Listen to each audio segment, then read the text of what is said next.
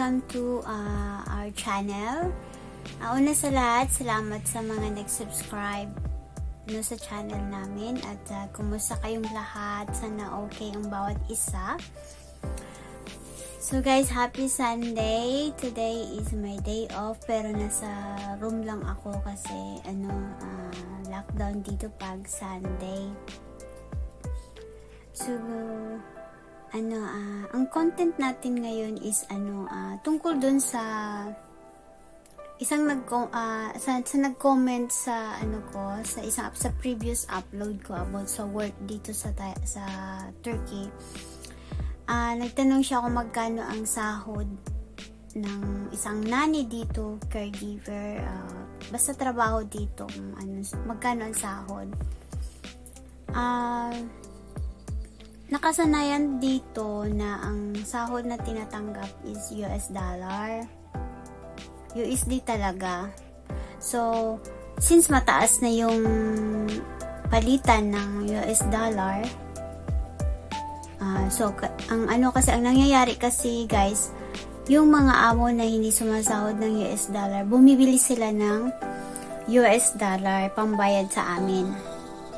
So, naaaray sila sa taas ng palitan ngayon.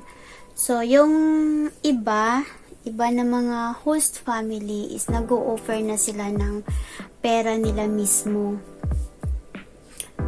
Turkish lira. Which is, yung iba, may tumatanggap ng Turkish lira. Meron din tumatanggap ng US dollar. Kasi kung para sa amin, tatanggap kami ng Turkish lira, hindi namin agad na ma-send sa Pilipinas, no? Kasi ika-convert mo pa sa sa US dollar. So, ang mangyayari, kami ang bibili ng US dollar para i-send sa Pilipinas, So, kung naman, tawag nito. So, karamihan ang tinatanggap is US dollar ang sahod. So, ito ngayon ang tanong, magkano? Ayan. So, first timer talaga dito, ang sahod mo is 800. 800. Yun talaga yung naka-indicate din sa kontrata na ida-download ni amo sa Philippine Embassy natin, no? Naka-indicate doon kung magkano ang sasahurin mo. Yun talaga yun, 800 minimum. Ayun. Tapos, isama ko na rin dito yung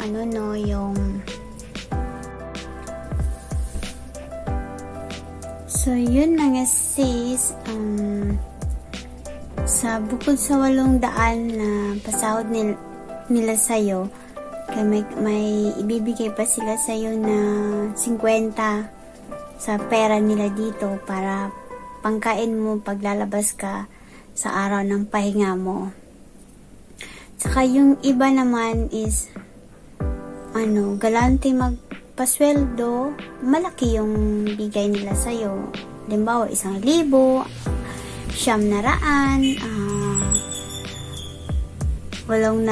850, ganoon yung pagbigay nila. Tapos, kumbaga may mga holiday na importante sa kanila, nagbibigay sila ng mga regalo, ganun. Tapos yun naman is yung nila, ang tawag nito, Ramadan, pag Ramadan sa kanila. Nagbibigay sila ng mga regalo ng kung ano mapupusuan nila para sa iyo. So, yun ang kagandahan dito, no? So, kagandahan dito, walang susuotin na hindi ka nag-uniforme, ganun. Tapos, yun, para sa akin, siya, kahit sabihin natin na gitnang silangan pa rin ito, mas okay siya, hindi siya sobrang higpit, kumbaga compare natin sa ibang bansa, no? Ayun.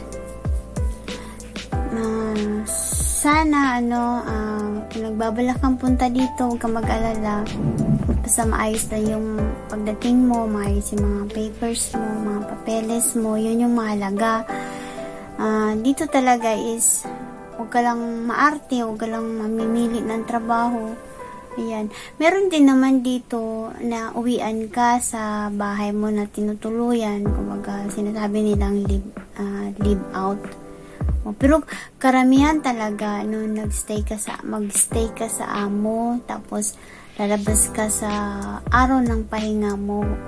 Pero sa ngayon, request nila is sa bahay, sa kwarto ka muna. Kagaya ko, yun. Kasi hindi pa ako bakunado hindi pa ako nabakunahan. Yun, yun yung nila. Kasi nga, diba, para na rin sa kaligtasan, ayan, tiis-tiis muna.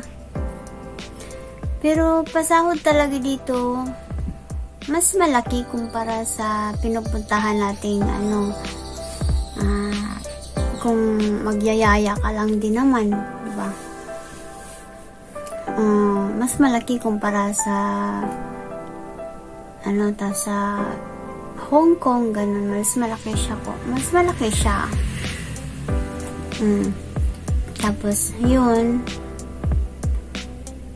ayun guys, sana na nalinawan ko yung tanong mo, no, na ang pasahod dito is nasa minimum ng 800.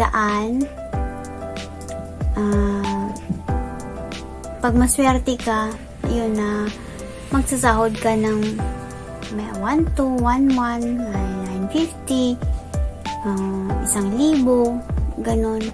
Pag mabait yung amo yung napasukan mo, saka marami silang ibibigay na extra pa sa'yo, no?